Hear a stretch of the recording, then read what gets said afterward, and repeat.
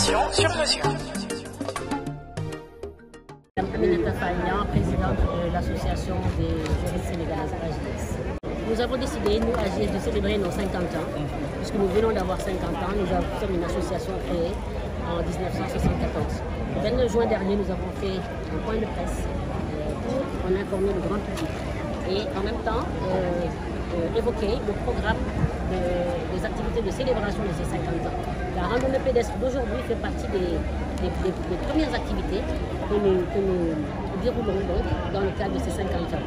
Les 50 ans ont pour thème environnement et sécurité, deux défis pour les femmes et les enfants. Et le sous-thème de la randonnée d'aujourd'hui, c'est mettre fin à l'exploitation sexuelle des femmes et des enfants. Nous avons mis un focus particulier sur la zone aurifère de Kédougou, où, comme vous le savez tous, les femmes et les enfants sont particulièrement exposés à ces violences. Et donc, l'idée de la randonnée, au-delà du sport, parce que le sport c'est d'abord la santé pour tout le monde, et surtout pour les femmes qui sont appelées à donner naissance à des enfants, nous souhaitons donc la santé, la randonnée étant donc la marche étant à la portée de tout le monde. Au-delà du sport, nous avons voulu aussi mettre en avant ces thématiques pour attirer l'attention des populations. Quels sont les dispositifs que vous voulez mettre en faire sensibilisation.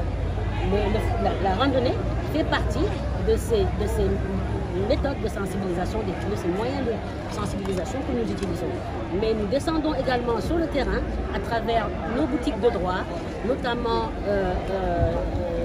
dans les régions de Dakar, nous en avons 3, mais aussi dans 7 autres régions, notre ambition étant de couvrir toutes les autres régions. Et donc les boutiques font un travail extraordinaire de sensibilisation, de conseil, de prise en charge des victimes de violences. Nous souhaiterions étendre nos boutiques à tout le territoire, mais pour l'heure, je pense que c'est une ambition et ça fait partie des perspectives. Mais l'idée vraiment, c'est de mettre l'accent, encore une fois, sur les violences faites aux femmes et aux enfants, en particulier dans cette zone aurifère de Kédougou.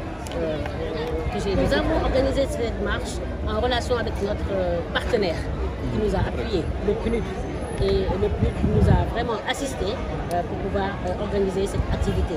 Mais nous n'aurions pas pu la faire sur le plan organisationnel sans l'appui de la fédération, qui, comme vous le savez, a quand même le monopole de ce type d'activité. Et donc leur appui a été particulièrement important. Nous les remercions, le président Sall pour son assistance et pour la mobilisation. Nous remercions également le ministère des Sports qui a été représenté à cette activité, et aussi le ministère de la Femme, qui est notre ministère presque naturel et qui nous collaborons, qui a envoyé une très forte délégation de plus haut niveau pour nous assister dans cette activité.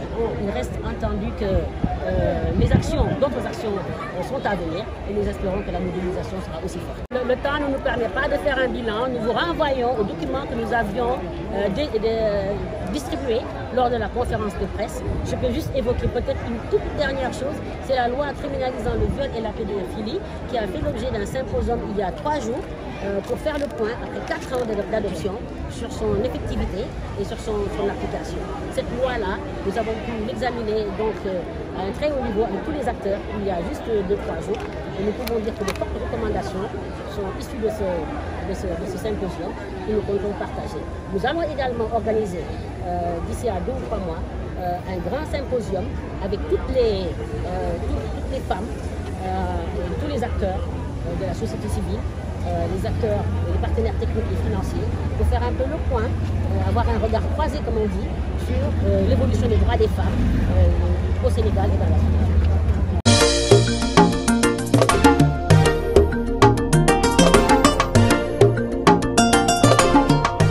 Dakar 24 Info, l'information sur mesure.